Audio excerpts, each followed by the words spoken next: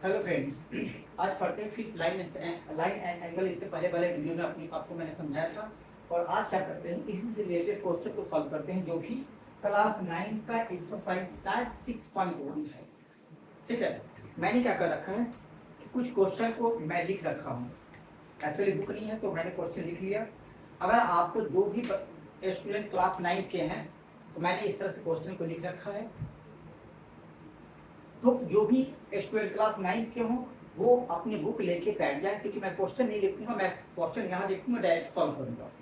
ठीक है, क्वेश्चन क्या है कि इन फिगर एक दे रखा है, ऐसा फिगर दे रखा है, आप देखेंगे। Question first, exercise 6.1, class 9, chapter का नाम है लाइन एंड एंगल्स। क्वेश्चन है कि दो लाइन इस तरह से फिगर दिया हुआ है। आप देखेंगे फर्स्ट क्वेश्चन है,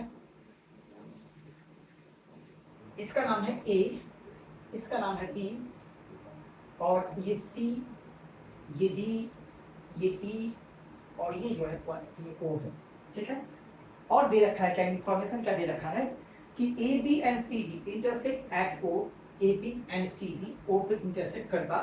दूसरा कि if angle A O C plus B O E दिया हुआ, क्या गिवन, जो क्वेश्चन में दिया हुआ हो उसी से सॉल्यूशन निकलता है। ध्यान रखना, किसी भी क्वेश्चन में जो भी इंफॉर्मेशन दिया हुआ है उसी इंफॉर्मेशन से आप नेक्स्ट आंसर तक जा सकते हो।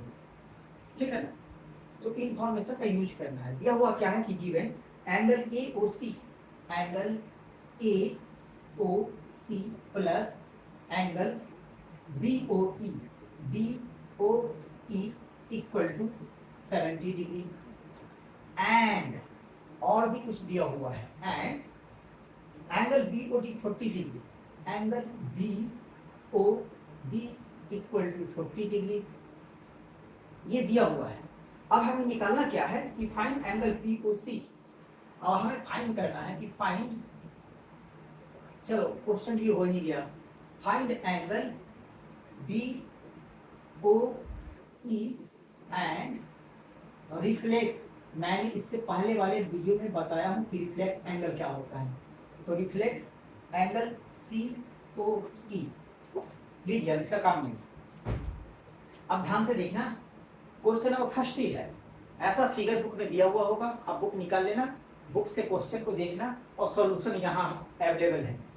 इस तरह से फिगर दिया हुआ है।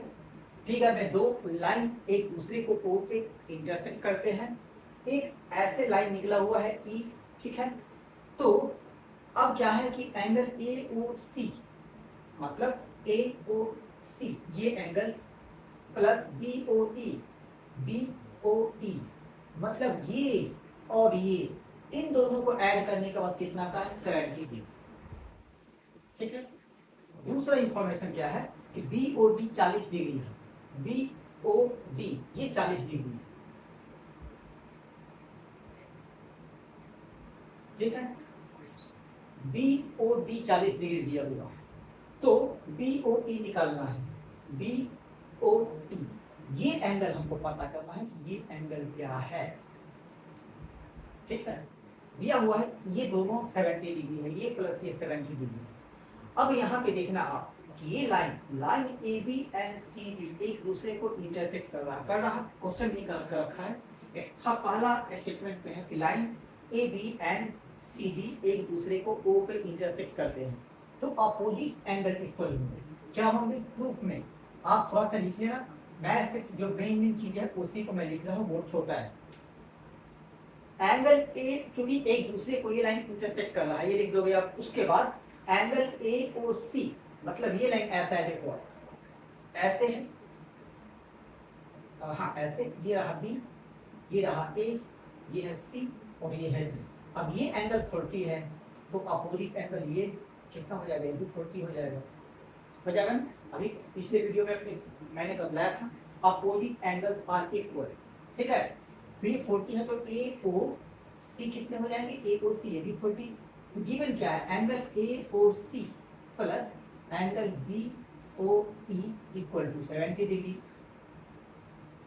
ये एंगल 40 है, ये एंगल 40 है, plus angle B O E equal to 70 degree. Then angle B O C क्या हो जाएगा, angle B O E sorry B O E क्या हो जाएगा 70 माइनस 40 कितना हो जाएगा 30 डिग्री। ठीक है, अब ये कितने हो जाएंगे 30 डिग्री। अब ये एंगल हो गया 30 डिग्री। ठीक है, तो एक निकल गया एंगल पी ओ ई निकल गया 30 डिग्री। अब कह रहा है रिफ्लेक्स सी ओ ई, सी ओ ई ये इसका रिफ्लेक्स, ठीक है, इसका रिफ्लेक्स ये एंगल होगा। ठीक है, मतलब 360 में से घटा देंगे जो भी एंगल हो। और रिफ्लेक्स एंगल एक बार और बता दूं, पिछले वीडियो में थोड़ी सी समझाने की कोशिश करी थी। रिफ्लेक्स एंगल 180 के बाद होता है, या फिर किसी भी एंगल का अगर रिफ्लेक्स निकालना हो तो नॉर्मली क्या करना, वैसे होता तो 180 के बाद 360 के अंदर ही रिफ्लेक्स एंगल कहा जाता है।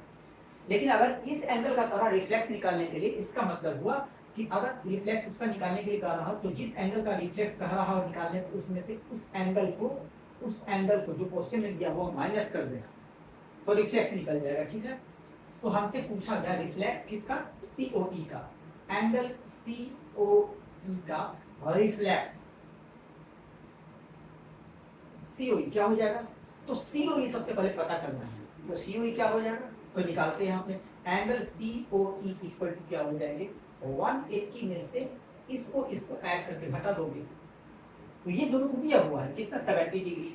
एओसी प्लस बीओई कितना है 70 डिग्री। तो ये एंगल कितना हो जाएगा 180 में से इसको हटा दोगे तो वो एंगल बच जाएगा। तो 180 में से 70 हटाएंगे तो कितना गया 110 डिग्री। तो रिफ्लेक्स सीओई क्या हो जाएगा 360 माइनस 110 तो आ गया रिफ्लेक्स एंगल 250 डिग्री। समझ में तो आ गया होगा, उम्मीद करते हैं कि इसमें तो ऐसा कुछ था ही नहीं जो कि थोड़ा सा ना समझने वाली बात हो, तो ये वो समझ गया होंगे। चलिए अब नेक्स्ट क्वेश्चन करते हैं, क्वेश्चन नंबर 2।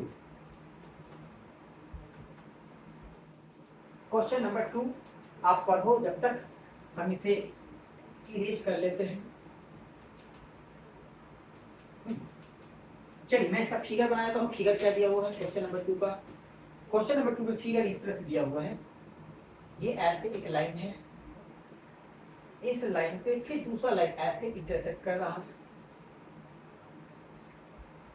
ये इक्वल इसके ये इक्वल इसके, बट इसमें क्या है उसमें था तिरछा ऐसे बात, इसमें है 90 डिग्री। इस तरह से एक लाइन इसके परपेंडिकुलर है, ये 90 डिग्री और इस ये ऐसे। अब नाम क्या है सबका, नाम डाल दूं, ये है एक्स, ये है वाई, हालांकि इधर एक्स होता है इधर वाई होता है, लेकिन क्वेश्चन में दिया हुआ है तो चलो ऐसे ही चलते हैं। ये है ओ, इस पॉइंट को बोलते हैं ओ, ये है एम और पी, ये है एम, ये है पी, एम सही से लिख दूं, ये है एम, ये है पी, ये पी है, ये है एन, तो सारे कुछ हो गए। हाँ एक और चीज, ये एंगल दिया हुआ है ए, ये एंगल दिया हुआ है बी और ये एंगल दिया हुआ है सी। ठीक है, इसमें इंफॉर्मेशन क्या है कि पी ओ वाई बराबर 90 डिग्री गिवन। क्वेश्चन नंबर 2 इसमें गिवन क्या है, इसमें गिवन है angle P O Y equal to 90 degree और ए एंगल और बी एंगल का रेशियो कितना है 2:3। तो हमें निकालना क्या है, हमें फाइंड करना है सी, हमें सी निकालना है बस। आप इस फिगर को देख रहे हो अपने बुक में, क्वेश्चन नंबर 2 देखना, क्वेश्चन नंबर पढ़ लो, एक बार समझ लो। क्वेश्चन में ये फिगर है, ये गिवन है, given P O Y 90 degree है, पी ओ वाई, तो पी ओ एक्स भी हो जाएगा 90 degree. Solution, angle P O Y equal to angle P O X equal to 90 degree होंगे ना। चूंकि ये 90 है, सेम लाइन पे, सेम स्ट्रेट लाइन पे एक एंगल लेफ्ट का या राइट का बन रहा हो 90 डिग्री, तो दूसरा एंगल हो जाएगा 90 डिग्री। तो ये क्या होगा पी ओ वाई और पी ओ एक्स क्या हो गया 90 डिग्री। ये ओ है, ये पॉइंट इसका नाम ओ है, ठीक है, तो हो गया 90 डिग्री। अब हमें ए और बी मतलब कि पी ओ एक्स को हम लिख सकते हैं एंगल पी ओ एक्स का मतलब हुआ angle A plus B, P O X के बीच में दो ही एंगल है, एक ये ए और एक ये बी, तो दोनों को ऐड करेंगे तो क्या हो जाएगा पी ओ एक्स। अब इसका मेजरमेंट कितना है पी ओ एक्स का 90 डिग्री, तो इसको लिख सकता हूँ 90 डिग्री, लेकिन ना हमें ए पता है ना बी पता है, लेकिन इतना पता है कि ए बी को जोड़ने पर 90 आएगा। और यहाँ पे दिया हुआ है ए और बी का रेशियो 2:3 है, इसका मतलब कि ए अगर 20 होगा तो बी 30 होगा, लेकिन दोनों को जोड़ने के बाद कितना आना चाहिए 90, दोनों को जोड़ने के बाद 90 आना चाहिए। तो ए अगर 15 है तो हो जाएगा 30, और ये कितना है नहीं ऐसे नहीं, ऐसे करो कैसे करना है देखो, 2 और 3 का मतलब तो हो सकता है 20 भी हो सकता है 30 भी, तो 20 का मतलब हुआ 2 इंटू सपोज एक्स, क्योंकि 20 का मतलब होता है 2 इंटू 10 और 30 का मतलब होता है 3 इंटू 10, और ये जो 10 दोनों में है यही है इसका फैक्टर, समझ गए। 20 का फैक्टर 2 इंटू सेम, 30 का फैक्टर 3 इंटू सेम, तो ये जो 10 सेम सेम नंबर है इसको मान लो आप क्या x, मान लेते हैं 10 की जगह पे x है, हो सकता है 11 भी हो, x की जगह पे 12 भी हो, 15 भी हो, 20 भी हो, तो इसीलिए हम क्या लिखते हैं a और b को, a और b के जगह पे लिखते हैं 2x और 3x। x की वैल्यू पता नहीं है, x जैसे निकल जाएगा तो आप 2 में मल्टीप्लाई कर दोगे तो a निकल जाएगा, उसी तरह x की वैल्यू में 3 मल्टीप्लाई कर दोगे तो b निकल जाएगा। अब ये इक्वल टू कितना होता है 90 डिग्री, समझ गया। तो 5x equal to 90 degree, then x equal to 90/5, ठीक है। तो कितना आएगा 18। तो x की वैल्यू आई है 18, मतलब 10 नहीं, 10 की जगह पे क्या था 18 था, इसका मतलब कि a बराबर 2x equal to 2 into 18 degree हो गया, मतलब 36 डिग्री, और b बराबर 3x मतलब 3 इंटू 18 डिग्री हो गया, मतलब 54 डिग्री। दोनों को आप ऐड करोगे तो देखना 90 आना चाहिए, 90 आ रहा है, इसका मतलब कि सही है। तो a कितना आ गया, a की वैल्यू आ गई 36 और b की वैल्यू आ गई 54 डिग्री, ठीक है, ये वैल्यू आई है। तो हमें निकालना क्या है c। अब यहाँ पे देखना ये स्ट्रेट लाइन है, इसका मतलब कि इसके नीचे या ऊपर जो भी एंगल बना हो सबको ऐड करोगे तो आएगा 180 डिग्री, क्योंकि एक स्ट्रेट लाइन 180 का होता है। अब इस स्ट्रेट लाइन में एक ही लाइन निकला है, इसका मतलब कि दो एंगल बना है, दो एंगल कौन कौन, एक B और दूसरा C, मतलब कि B plus C equal to होगा 180 डिग्री, समझ गए। तो V की वैल्यू क्या है, V की वैल्यू अभी आपने निकाला 54, तो C क्या होगा, तो C क्या होगा 180 में से 54 को माइनस कर दोगे आप, हो जाएगा 6 और हो जाएगा 2 ये 126 डिग्री हो गया क्या C, ये एंगल हो जाएगा C 126 डिग्री, ठीक है। जोड़ने का 5 6 4 10 5 7 8 6, तो ये ऐसे बन जाएगी क्वेश्चन नंबर 2, ठीक है। अब आते हैं एक और क्वेश्चन नंबर 3, इससे साफ नहीं हो पा रहा है clear.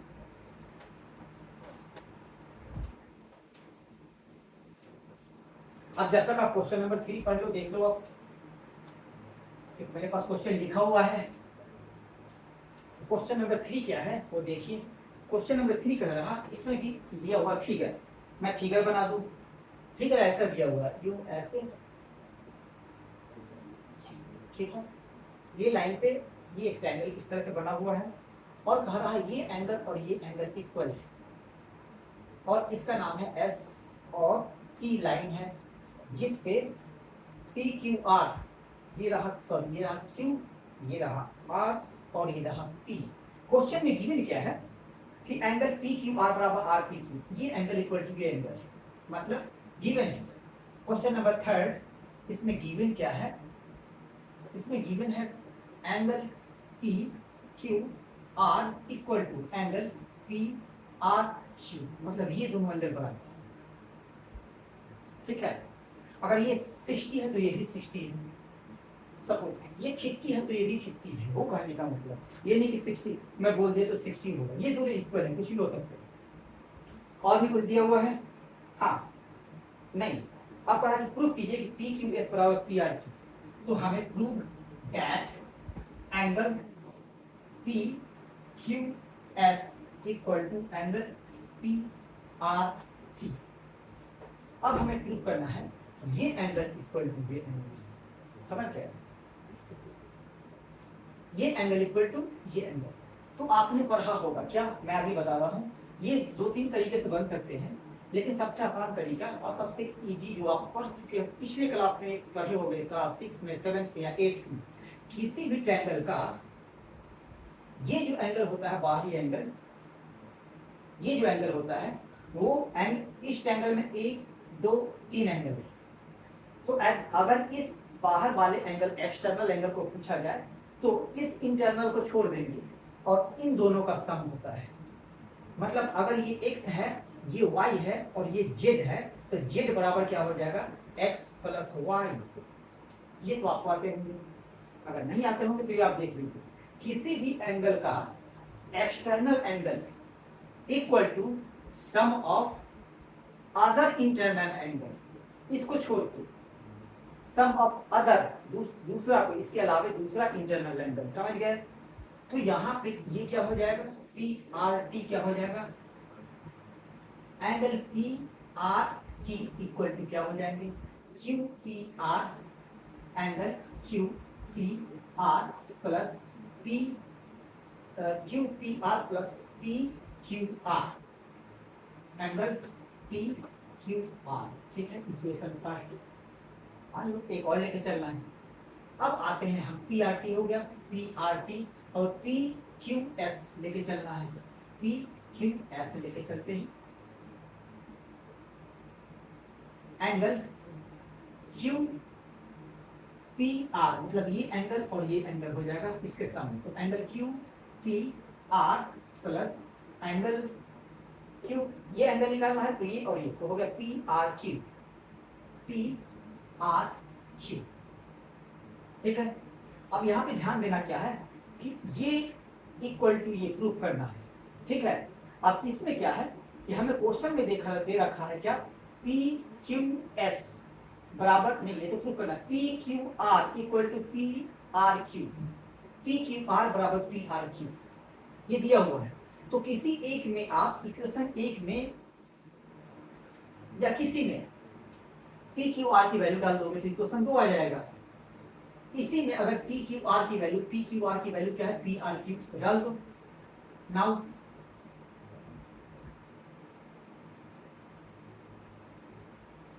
Putting angle P R Q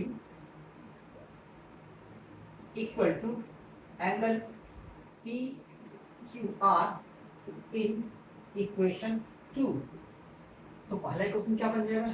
तो बन जाएगा, पर दूसरा इक्वेशन क्या बन जाएगा? पी क्यू एस बराबर angle Q P R plus angle P Q are, जो कि इक्वेशन फर्स्ट है, जो कि ये इक्वेशन फर्स्ट है। तो इसीलिए अब इसको लिखेंगे क्या? इसको सेकेंडरी, हाँ इसको सेकेंडरी लिख सकते हो आप। अब मान लेते हैं थर्ड। अब इक्वेशन फर्स्ट एंड थर्ड से P R T, Q P are, P Q are, P Q S, Q P are, P Q are, तो 1 from 1 and 3, from 1 and 3, angle P R T equal to angle P Q S, ठीक हो गया? नहीं हुआ? बस हमें इसको जो दिया हुआ उसको अप्लाई कर देना है। इन दोनों में या तो इस पे ये डाल दो या फिर इस पे ये, इस पे डाल दो, दोनों इक्वल हो जाएंगे, दोनों इक्वल।